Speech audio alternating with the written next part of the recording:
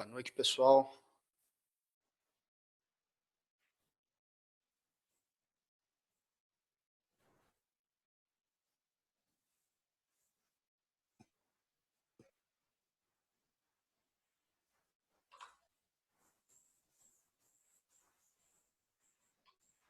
Beleza. Bom, cheguei em cima do laço, meio praticamente atrasado aí, 2 minutinhos. Mas vamos lá, a correria que é comum aí, eu acho que a maioria sabe bem como é que é esse negócio. Você vai com o cliente, vem para cá, vai para lá, é bom. É bom que a gente tem bastante serviço. Deixa eu ver se eu compartilho minha tela com vocês para poder mostrar um probleminha que eu acho que de repente alguém já deve ter passado por isso. Ok. Estão conseguindo ver minha tela aí? Está com o GVince 10.04, né? A última release que eu acabei de atualizar nesse momento, estava com a versão 10.2 ainda. E eu cheguei nessa atualização aqui agora. Deixa eu só ver se eu consigo colocar aqui o chat. Bom, bacana.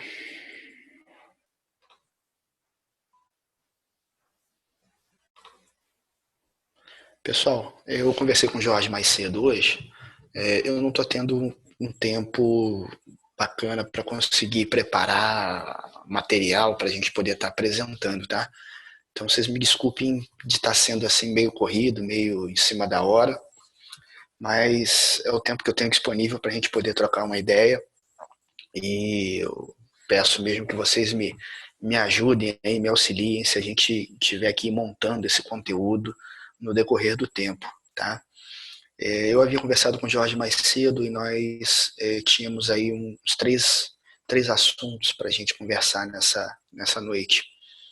Na semana passada, nós tínhamos uma solicitação que ficou já no finalzinho, né, que tinha um amigo nosso perguntando sobre a diferença da publicação, né, onde ele faz ali as connection strings diferentes, né? Se não me falha a memória, foi o José Carlos que perguntou na semana passada e eu gostaria de poder atender essa questão agora. Mas aí eu ia corrigir esse negócio, eu ia tentar verificar isso aqui e lembrei que seria uma coisa bacana para poder mostrar para vocês. Não sei se vocês estão reparando, mas o GVince ele tem esse conceito de painéis, né, como se fossem abas. E nós temos essas três opções aqui de botões, onde eu posso fechar, eu posso, a gente chama de pinar, né, ou seja, fixar isso aqui, ou eu posso recolher, certo? Quando eu recolho, ele vem aqui, Auto Hide, tem essas opções aqui, certo? E deixa eu voltar para uma delas aqui. Vamos pegar o banco de dados, por exemplo. Então eu tenho aqui algumas opções. Eu vou pinar ele aqui para fixar. Fixei. Quando eu fixo, tá vendo? Ele vai colocar aqui, ó, se ele vai ficar flutuando, se ele vai estar preso, né? Se ele vai estar tabulado com o documento, se ele vai esconder automaticamente, se eu vou esconder, enfim. Tem essas opções aqui. E o que aconteceu? Por algum motivo, que eu não me lembro muito bem qual foi, eu tinha a propriedade, tá? Parece que eu tinha fechado ou eu tinha movimentado para algum outro lugar. E o fato é que esse painel de propriedades, essa aba de propriedades, ele fugiu desse comum que aqui está. Então vocês vejam que esse painel que aqui se encontra é onde estão todas as outras abas, vamos dizer assim, né? Então quando eu fixo, quando eu pino ele aqui, ele vem aqui para baixo com abas. Esse é o comportamento normal. Quando a gente tem o padrão do GVince, ele já vem assim, certo? Só que, sei lá, por algum motivo que aconteceu, que eu não me lembro como foi que eu fiz, tá, mais ou menos assim, igual eu estou fazendo agora, certo? Eu tirei ele daqui e criei um outro painel, certo? Vou colocar ele aqui, desse lado.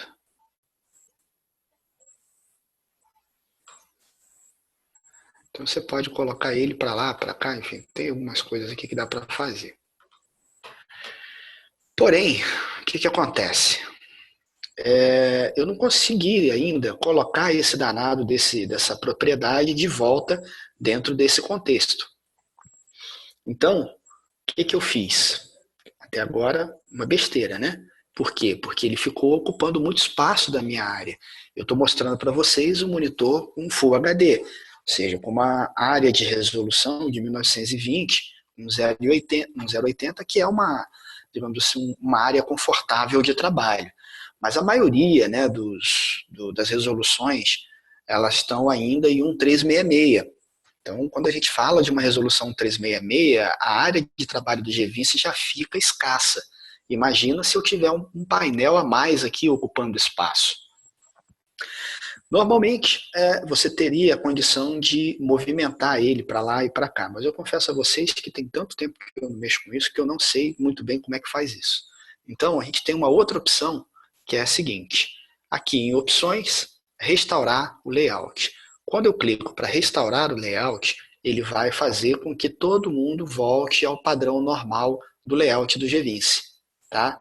Então, vamos ver isso aqui acontecendo para saber se ainda é do jeito que eu conheci, ou se já mudaram isso daí também, mas eu acho que não.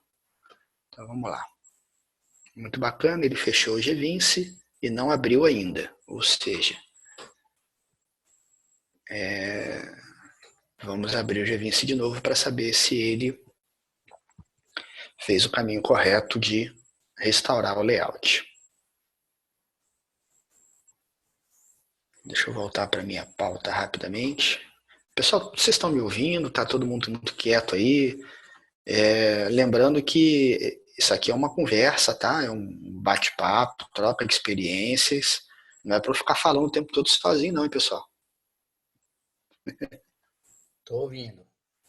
O Zé Carlos aqui também confessou que ele de vez em quando dá uma bagunçada lá e tem que restaurar também, né?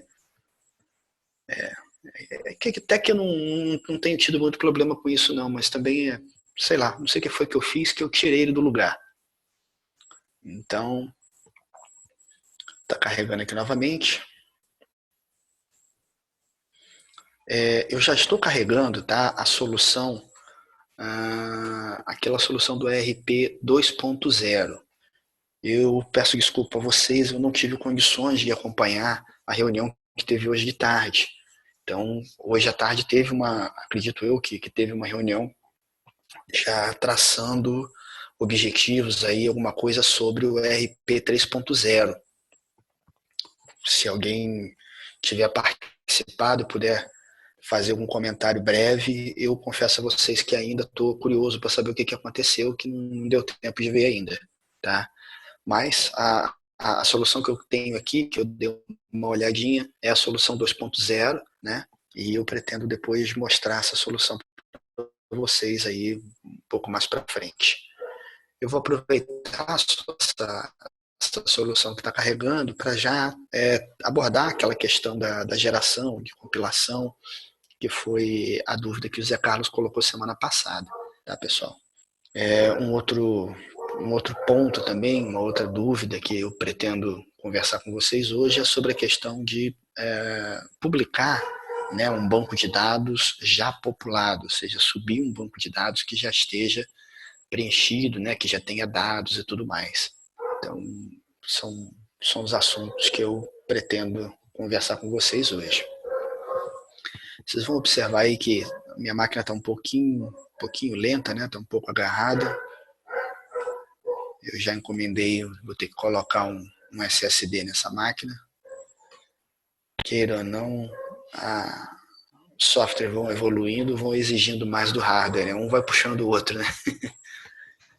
É aquele caminho natural que as coisas acontecem. Então, pessoal, funcionou perfeitamente, tá? Esse aqui é o padrão do GVINCE. Quando a gente instala o GVINCE, ele vem assim, um pouquinho mais estreito, né? E todo mundo aqui, ó, com as abas aqui embaixo, ou seja, todo mundo fixado, né? Pinado aqui, e a gente vê aqui as opções banco de dados, tudo muito espremidinho, né? Eu vou abrir aqui um pouquinho para poder facilitar a nossa visualização, mas nós já vamos ver que o banco de dados está aqui, propriedades, os controles, os módulos. Isso aqui foi uma coisa que melhorou com o decorrer do tempo, né? Antigamente a gente clicava e aparecia tudo. Hoje em dia ele só mostra o que é possível dentro do módulo que está disponível, né? Então, por exemplo, eu não tenho módulo nenhum aberto aqui em design, então não tem como eu colocar nenhum controle. Por isso que está tudo vazio aqui. Se eu tiver um módulo, vamos chamar um módulo qualquer aqui, sei lá, módulo principal. Chamar um módulo principal, nós vamos ver que ele vai oferecer algumas opções de controles para que a gente possa estar utilizando, certo? Já preencheu aqui. Também vamos observar que existem diferenças de disponibilidade de controles quando eu estiver numa página de dados ou quando eu estiver numa página ASP simples, tá, pessoal?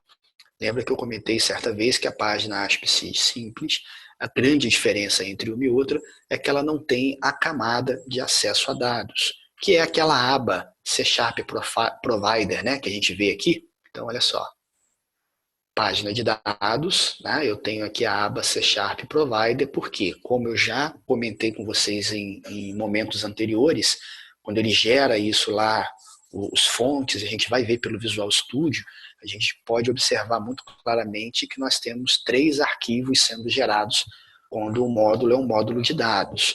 Quando é um módulo página ASP simples, ele vai gerar apenas 2 arquivos e não vai gerar aquela camada de acesso a dados. Beleza, pessoal?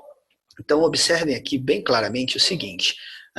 Eu aqui, na página, sem ser a página de dados, né, a página simples, eu não tenho, por exemplo, o Combo Box.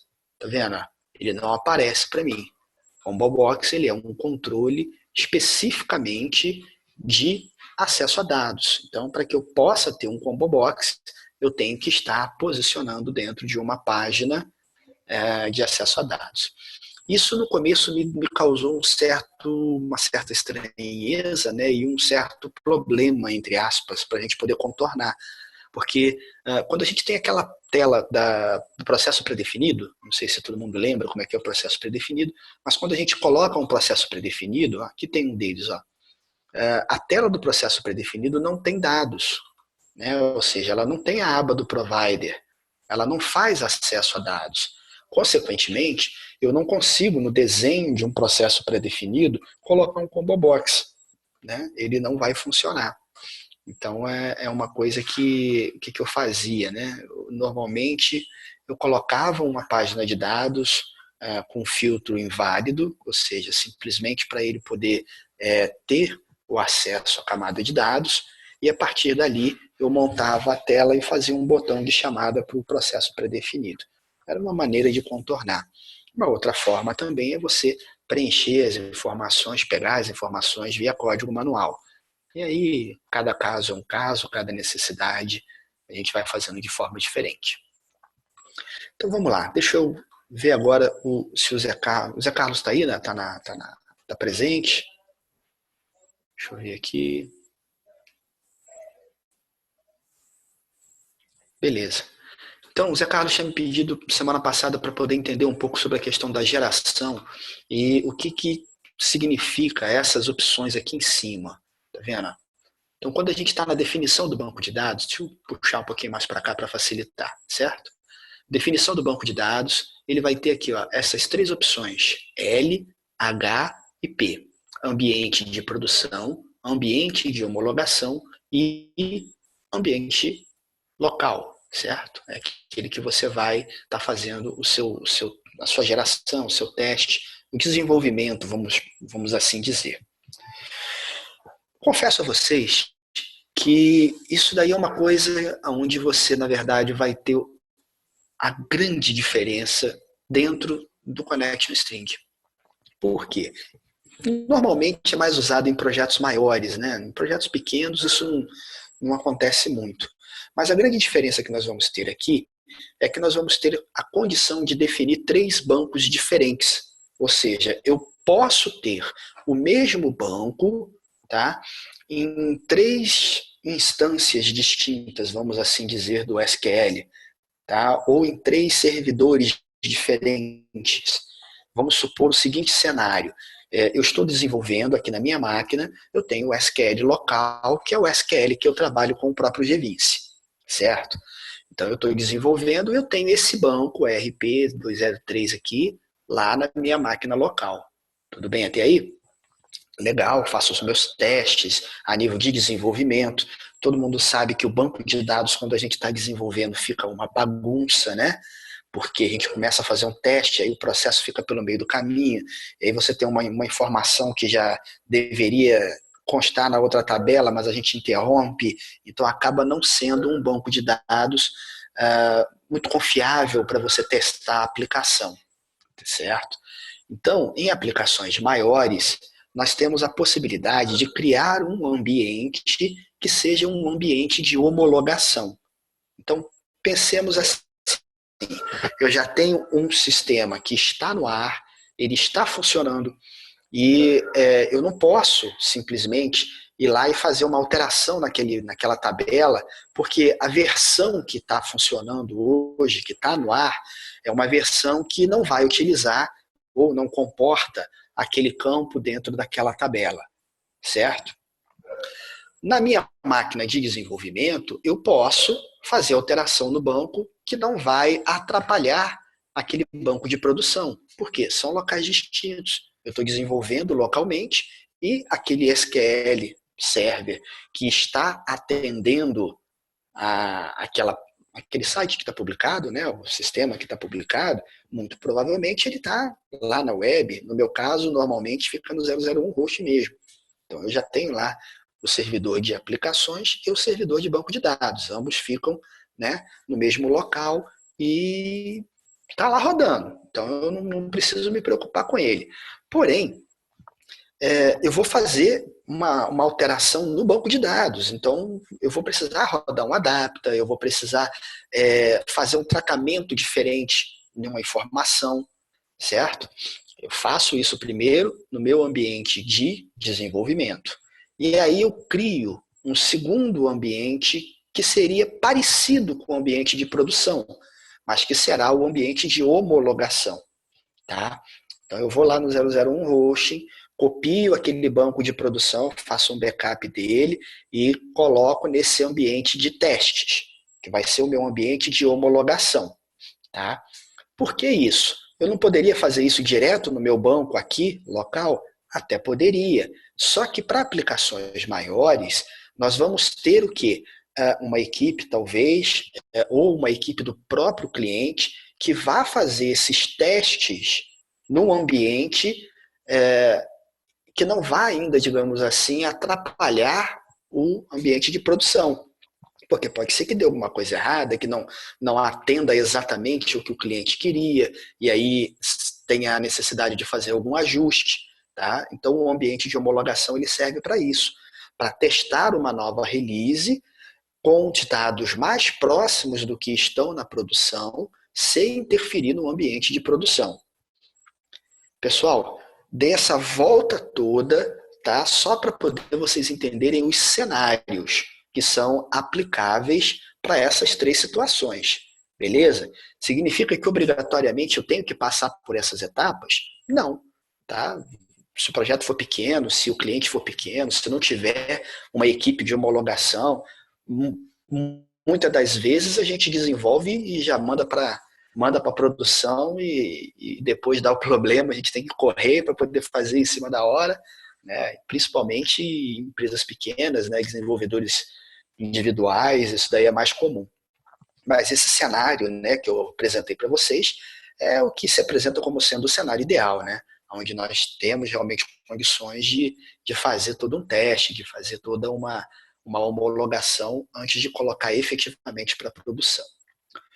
Dito isto, como que funciona dentro do GVince? Nós vamos observar que ao clicar nessa letrinha, tá vendo? Ele muda o nome do banco, muda o nome do banco temporário. Esse banco temporário todo mundo sabe que é o banco que ele vai usar para fazer o adapta. Tá? Depois a gente vai abordar, a gente pode até abordar um pouco mais sobre adapta mais na frente. Mas ele vai ter um banco Aqui, onde ele vai mudar, ele muda também o nome do banco temporário e, principalmente, ele muda a connection string, tá? Da mesma forma que o banco de produção. Então, aqui, ó, ele vai mudar o nome do banco, vai mudar o nome do banco temporário e vai mudar a connection string. Lá na prática, deixa eu ver se eu já gerei essa solução, nem lembro. Já gerei sim. Lá na prática, se vocês vierem aqui dentro da pasta appdata, aqui estão todos os nossos configs. O app.config é o que efetivamente vai ser utilizado lá na publicação. Tá? Vai ser utilizado pelo Visual Studio, por exemplo. Né? Se você quiser fazer um teste aqui no Visual Studio, você pode fazer um teste no seu ambiente de desenvolvimento, conectando no seu banco de produção, caso você queira fazer uma depuração, por exemplo. Tá? Imaginando que aquele cenário, meu sistema está funcionando, os clientes estão usando lá em qualquer lugar do mundo e eu preciso identificar um problema que está acontecendo. O que eu faço? Eu posso vir aqui, gerar os dados de connection string de produção, gero as fontes, tudo direitinho, vou lá no meu Visual Studio e faço a depuração. Tá? Então eu consigo acompanhar em tempo real o que está acontecendo com o banco de produção. E isso requer alguns cuidados, né, e atenção para que você não, digamos assim, não faça nenhuma intervenção que possa prejudicar o funcionamento do seu sistema a nível real, né, a nível de produção. Agora, dentro da pasta, o O que... Eric, Oi, Cláudio, oi, deixa eu Cláudio. falar. Eu normalmente eu vou aproveitar isso aí para dar uma dica. O que é que eu faço? Eu uso o servidor local e faço as alterações. Quando ele gera o adapta, eu copio o adapta no arquivo de texto e faço a homologação. Caso dê certo, aquele adapta eu rodo direto no servidor, num horário tranquilo, entendeu? Uhum. Eu, na verdade, eu já faço um pouquinho diferente, porque isso varia muito, Cláudio, da quantidade de alterações que eu faço no banco. Quando são poucas alterações, né, você pode até ficar guardando ali no TXT, mas acontece de você ter que fazer várias alterações, e aí você fez uma alteração, daqui a pouco você vai ter que fazer outra e outra, enfim. Então, quando essas alterações começam a ficar volumosas, isso não fica assim muito, digamos assim, muito agradável, né, de você ficar guardando esse script em TXT. Normalmente, eu faço o adapta direto mesmo, quando eu estou fazendo a produção, eu faço o apontamento para o banco lá na web, certo? Mas aí eu uso um outro recurso. Depois eu explico melhor sobre as maneiras da gente usar o adapta, certo? Deixa eu só Certo. voltar primeiro nessa questão do appconfig, para eu não perder o fio da meada aqui na minha cabeça. Aí vocês me lembram que depois eu mostro para vocês Mal aquela ou você ideia tem um do... horário específico assim? Oi? Eu estou dizendo, quando você faz essa adaptação, você roda a qualquer momento ou você tem horário específico, pessoal sem uso, alguma coisa nesse sentido? Aí depende do sistema e depende do cliente. Tá? Eu tenho clientes, por exemplo, que eu consigo, a maioria dos sistemas hoje eu estou usando subdomínio. Então, com o subdomínio, você consegue interromper, né? Ou seja, fazer aquele suspensão do domínio. Então, você avisa o cliente, ó, se vou precisar parar o sistema para poder fazer umas adaptações e tal, e aí eu vou lá, suspendo o subdomínio, faço as modificações que eu preciso fazer, rodo adapta, atualizo o sistema, enfim, faço tudo o que preciso fazer e ativo novamente o subdomínio. Entendeu? Então eu não corro risco de estar fazendo atualizações com os usuários ali trabalhando direto. Né? Eu sempre aviso que o site vai ser suspenso, ele vai ficar fora do ar, aí eu faço a manutenção e depois volto. Eu tenho trabalhado dessa forma. Beleza. Senão fica meio complicado, né? Você tem que fazer isso de madrugada e tal. E aqui na roça a gente dorme cedo, né? Mas vamos lá, pessoal. Voltando aqui à ideia do appconfig. Esse appconfig, tá? Que foi gerado aqui sem essa extensão, certo? é o que vai ser utilizado, tanto pelo Visual Studio quanto lá na publicação, enfim, é o que vai ser utilizado. Qual é a diferença dele para esses outros aqui? Nenhuma. Simplesmente eles vão apresentar aquilo que está aqui. Eu vou até fazer diferente. Deixa eu abrir esse camarada aqui para vocês verem. Vamos abrir aqui no Notepad, por exemplo. Tá. Deixa eu abrir um outro agora. Vamos abrir aqui o de homologação. Beleza, tá? É exatamente a mesma coisa. A única diferença é que ele vai mudar a string connection, certo? De acordo com as configurações que nós vamos ter definidas lá no nosso sistema. Então, se aqui no GVim, se eu definir as informações, ele vai gerar de acordo com aquelas informações. E o que significa, tá, eu gerar os fontes com isso aqui? É porque o fonte que eu gerar com isso aqui selecionado, com o ambiente selecionado, é o que vai ficar aqui sem a extensão. Só isso.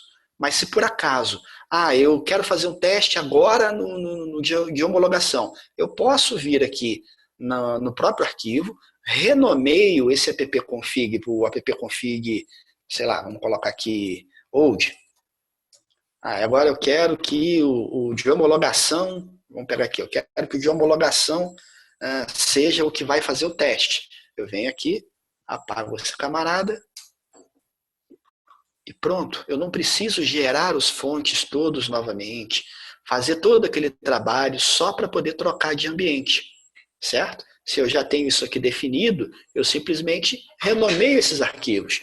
Renomeando esses arquivos, ele vai funcionar perfeitamente, tá? Agora, óbvio, eu quero gerar as informações no ambiente de produção. Selecionou de produção, gerou as fontes, ele vai gerar e vai fazer exatamente isso aqui que eu fiz.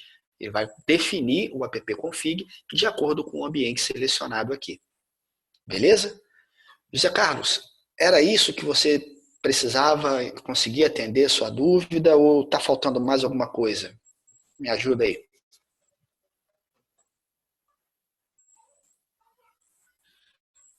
Beleza.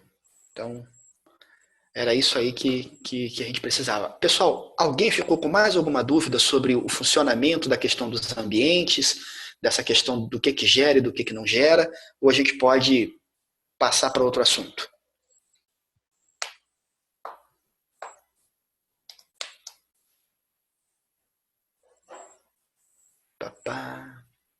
Agora é complicado, né?